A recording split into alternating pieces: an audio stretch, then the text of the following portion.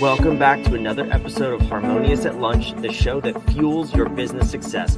I'm Brandon Gano, your host and guide through the world of harmonious business growth. Today, we're unlocking powerful strategies with industry experts to help your business thrive. If you're a business owner, entrepreneur, or executive, you are in the right place. Join me and our incredible guests today on the journey to clarity, growth, and success. It is time to revolutionize your approach to business. Let's dive in with another episode of Harmonious at Lunch. All right, welcome into another episode of Harmonious at Lunch. I'm jacked up for today's episode.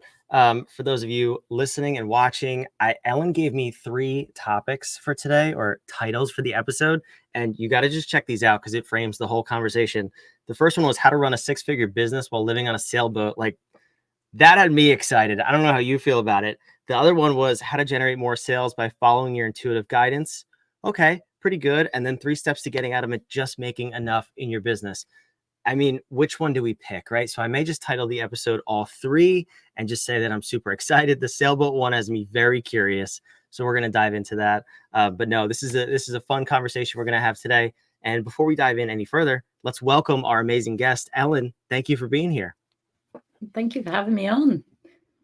I'm super excited to dive into the sailboat thing, as I alluded to off screen or before we started recording. But we decided that your term that you go by is a life alchemist, and I want to dive into more of what that means and how you show up in the world and help people build businesses that they don't have to run away from. Yeah, well, one of my clients used that term the other day and I really loved it. So I've kind of stolen it a little bit because it's really all about how you've been led into gold. You know, that's kind of the basis of alchemy. And really what I'm doing for myself and for others is taking the lead of the things we don't like, the things we're creating that we don't want to have so much in our life, and actually spin that and turn that into gold. You know, creating a life that is gold for us, something I call the Lush Life, that is exactly how you want to be living your life in the way that you want to be living it, with no expectations from yourself or anyone else as to how that should be. And when we're in kind of the lead, we're often living based on those expectations that we have in life, you know, based on conditions, assumptions, guilt, expectations. I call it the cage, CAGE. And really it's about stepping out of your cage and creating that gold for yourself, that lush life for yourself, and a business that supports you to do that, based on what you love, not based on what other people think you should be doing. Yeah, that's amazing. And I talk to business owners all the time, as I'm sure you do, and it's a struggle. And they come to eventually, most of them hate what they do, resent their business. Full disclosure, in my last business that I sold, I was there. I hated it because it became something that was so far from what I designed it to be in the beginning that I just had to get away from it. And I'm sure you come across people like this, but I'm curious for you. Did you have that experience in your past? And is that what led you to this new way of building businesses? Yeah, I think I was actually working in a corporate business when I kind of found out a lot about the premises that I'm working with today. And, you know, common, I guess, with a lot of people, I was successful in the career. I had the trappings of success, but I wasn't really feeling that fulfilled. And I was working all the hours, you know, I was doing good 50, 60 hours a week, never seemed to be enough, always felt like I should be doing something more. And I realized that I had just got very disconnected from myself and what I truly wanted. I was operating based on what I thought I needed to be successful, and not actually based on what I would truly love.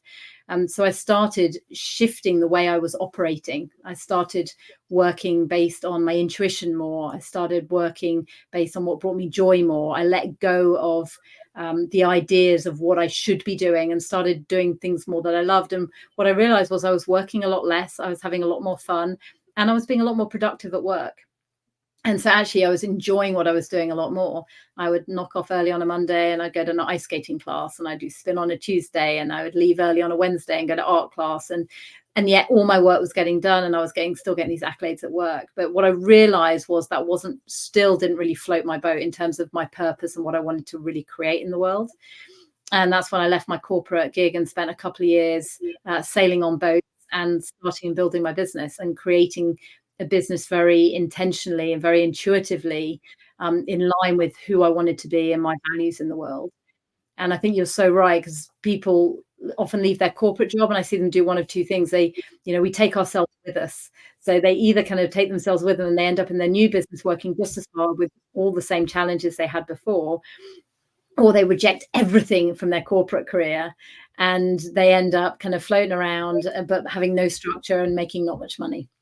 And so I've seen people do both of these different things. And by kind of operating more intuitively, by operating though with some structure and bringing the two together, you can actually create a business that you love, but with a lot of ease and effortlessness in it. As you know, I was in St. Lucia last week because I'd been ill. I decided I wanted to go get a week in the sun while I was out there. And I cancelled some things. I was like, I don't need to do that this week. Chill and recuperate as well. And that's what it's about, is creating a business that supports the life you want to live, which may not be on a sailboat, but for me it is. For me, I can assure you it's not on a sailboat. I have a thing about boats, so I give you a lot of credit. But I'm curious. I mean, it's not easy to build a business. It's probably a lot harder to build a business in the middle of the ocean or any body of water for that matter. How do you go about doing that first and foremost, and then teaching other people to build businesses by, not stressing about all the things that you should do according to other people? I'm curious to dive into that story. Yeah, well, there's kind of so excuse me, I'm still recovering. There's three elements, really for a business. There's what you're doing, your delivery with your clients. There's finding new clients, and then there's kind of like the back office admin, accounting type stuff, right? If we could break it into the three simplest areas. And so, in terms of creating new clients, I've always done that very intuitively. I've let go of how I should create clients. I do things that are aligned to me. So I would find clients on sailboats. I would meet people on trains. I would sit next to somebody on an airplane, and wherever I went, wherever I traveled, I would get clients. I'd travel somewhere, and a friend would say, hey, well, could you just run a workshop for a few of my friends? And I'd pick up some clients, and they referred me to people who referred me to people who referred me to people. And so that's kind of how the business built. And then I would have a few days in a fortnight that I would work with clients, and then I'd be sailing for some of the rest of the time. So the kind of clients merged a little bit more around the sailing when I was traveling full time, and everything else just kind of fitted into the small spaces. And now, since I moved back to the UK and I've been living on my boat, that's changed a little bit because the business is bigger, I'm growing, I'm doing different things. So this summer I've organized to take 2 months off from the business so I can have 2 months to go sailing. So the structures will change over time because the business will change, the business will evolve. So it's about not holding on too tightly to it, but just continuing to remind yourself about what it is that's really important to you, and creating a business and a structure that supports that, and not assuming it's going to be hard. I think we assume it's going to be hard, so we have to do all of the things, and that creates it feeling like it's hard, rather than really connecting with what is true for us and most aligned for us, and then allowing that to guide us, and knowing that when we're in alignment with that, things will just come to us more effortlessly and more easily. Yeah, it's such great advice too, because when we first talk to people, usually their business is in some state of chaos, and they're running around like a chicken with their head cut off, doing all these different things. And the advice that they've been given is just go outsource it, hire a VA. And our first question always is, do you need to do it? Like, why are you doing that activity in the first place? And it sounds like that's very much in line with how you've built your business, because it'd be impossible to take 2 months off from a business if you have your hands in everything and you're trying to just do. So how does that philosophy resonate with how you go about building your business and helping your clients? So for me, it's about helping people tap into their own intuitive intelligence. So, we talk about our rational intelligence or IQ, we talk about emotional intelligence or EQ, but we don't really talk about intuitive intelligence. But it was Einstein that said, intuition is a gift and the rational mind a faithful servant. But we have created a society that honors the servant and has forgotten the gift. And so for me, I put structures in place so people can tap into their intuition and decide, of the 100 things they think they should be doing, what are the 3 things that actually are best going to serve them, and maybe it's not even in those 100, right? Because we have a tendency to, not trust ourselves. That's one of the ways people really get stuck, is they don't trust themselves. So they want the next guru to tell them what to do. And everyone's out there selling their right way of doing something, and there is no right way to do anything. But you sit on Facebook, there's all these ads, all these different right ways of doing something because it worked for that person. And then it worked for them and their business. So then they sell it to someone else. So you're sat there going, oh my God, I've got to do all of these things. I've got to be on every social media platform. I need to do YouTube. I need to do Instagram. I need to do this. Oh, now I need to learn about referrals. Oh, now I need to be writing articles. I need to be blogging. I need to do all of these things. And none of those people did all of those things. Yeah.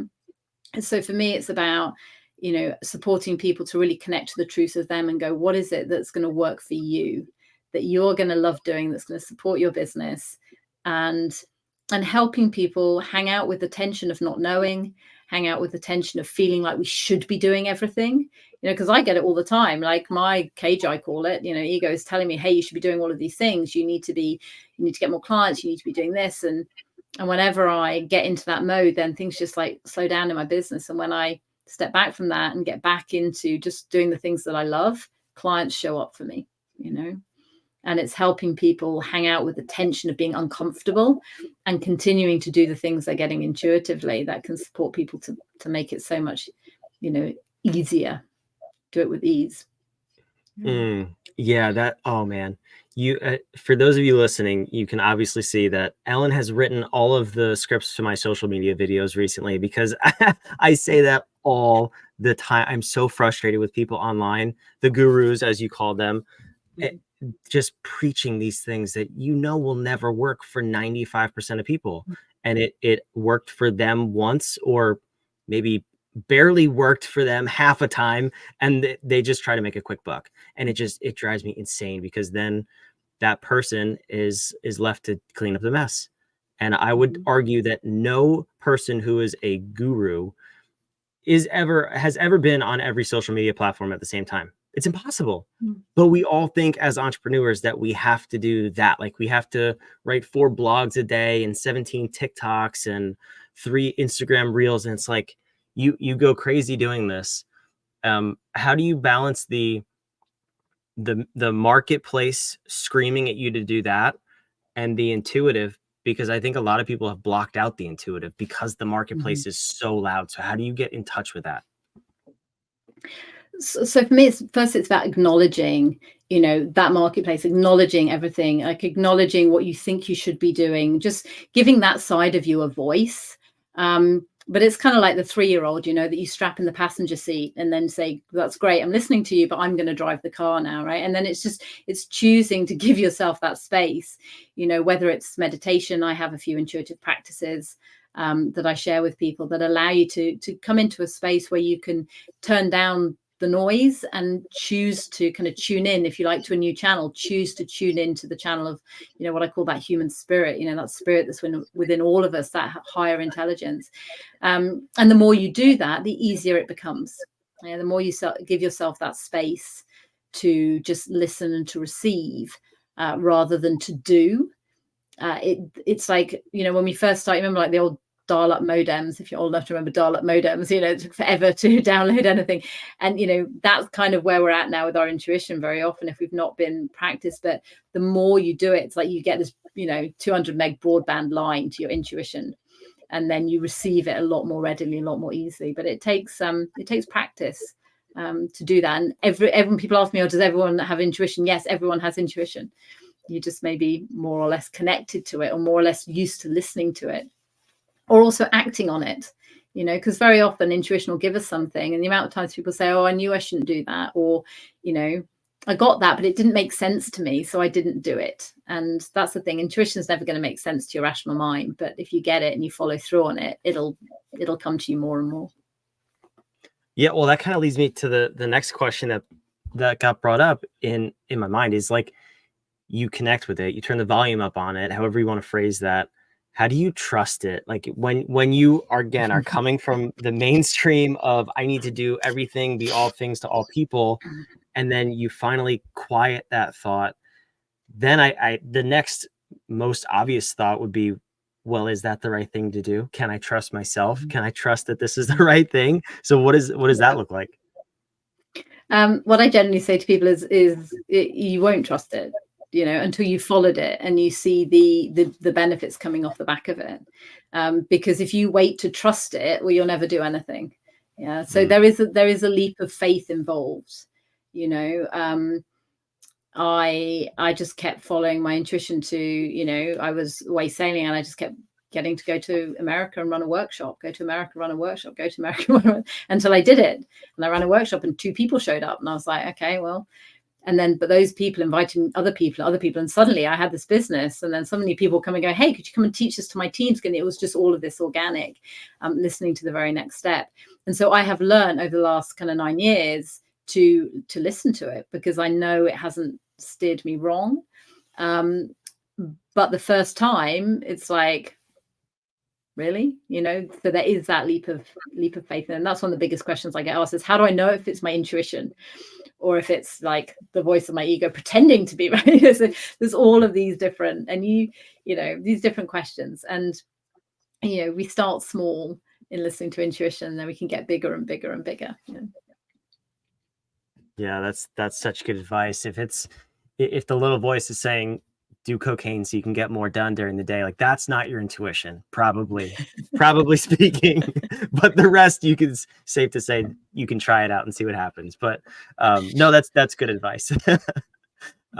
Okay, so I love this. I love really building your company based off your intuition, what feels right, because you'll obviously have more energy and more enthusiasm to run that business.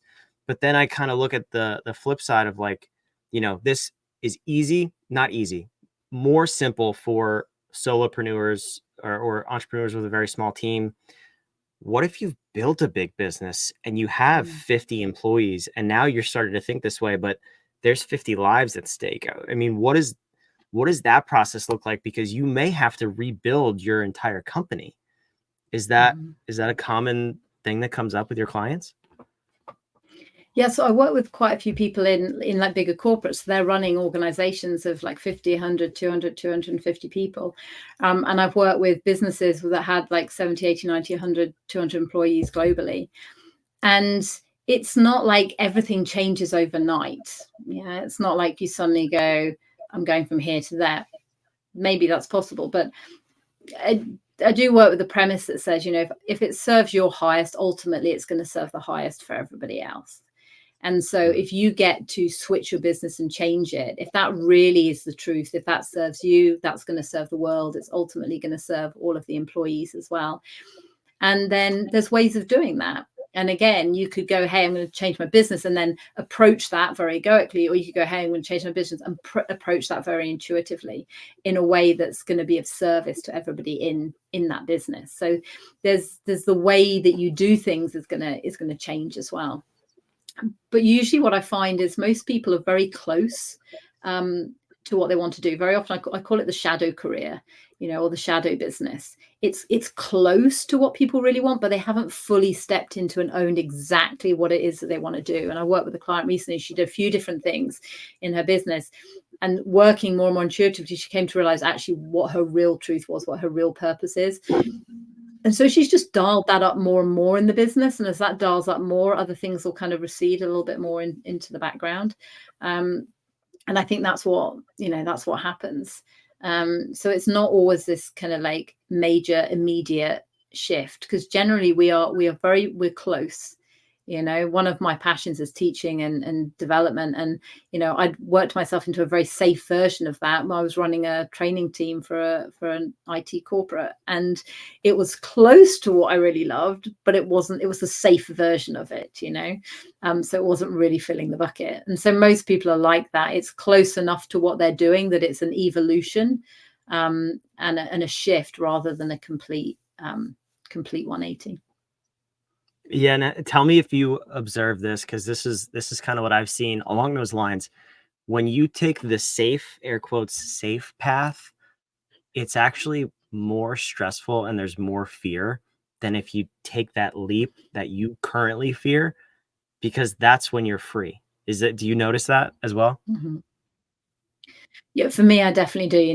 Even there's days where things are difficult running your own business. I can just imagine being back in my old corporate life, and I'm like, oh no, I couldn't go back there again. But everyone's got a different relationship with risk, with fear, and very often people don't do that thing ever because they are afraid of what might happen, and that can hold people back a lot, because it is difficult to step out and do the thing that you really love to do. So much so that most people tell me, but I don't know what I'd really love to do, because it's so much easier not to know than it is to know and either not do it or to know and try it and feel like you're going to fail at it. So that's the biggest thing people say, but I don't know what I love.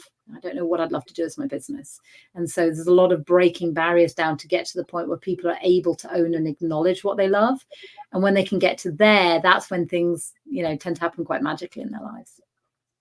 Yeah, that's so amazing. And I'm a little disappointed we didn't talk about running a six-figure business from a sailboat, but I think we got there in talking about how to run a business that you enjoy going to, and a life that you don't have to run away from. So, Ellen, I want to thank you so much for coming and shedding light on this, because it's powerful and it's freeing to operate this way and run your business this way. So I'm curious, how can we get in touch if someone wants to take that next step with you? What is the next step, first of all? And then where can we find you?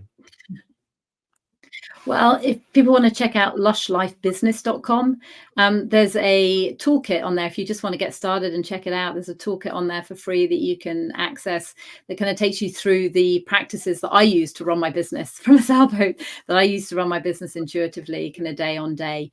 So you can check that out. And if you want to, you find out more, just go to bookacallwithellen.com, and we can have a chat about how some more intuitive structured practices could work for you and your business. That's so awesome. Thank you for that. I was fully unprepared and I forgot to put your website on the screen, but for those of you listening and watching, it'll be in the show notes, so you can go check that out. I'll check out the toolkit and I will use it to run a business firmly planted on dry land. I will not use it to get on a boat, but that's just a personal issue, like I said. So, Ellen, thank you again so much. This is fantastic. Go get that toolkit. Go to her website. It's in the show notes, and make sure you subscribe. This was an amazing episode. I love bringing on guests like Ellen to share their stories and how they can help you grow your business. And that's what we're all about here. So subscribe, leave a comment, make sure you don't miss a minute of this ridiculous show. And we'll be back on the next episode of Harmonious at Lunch. Thanks for watching.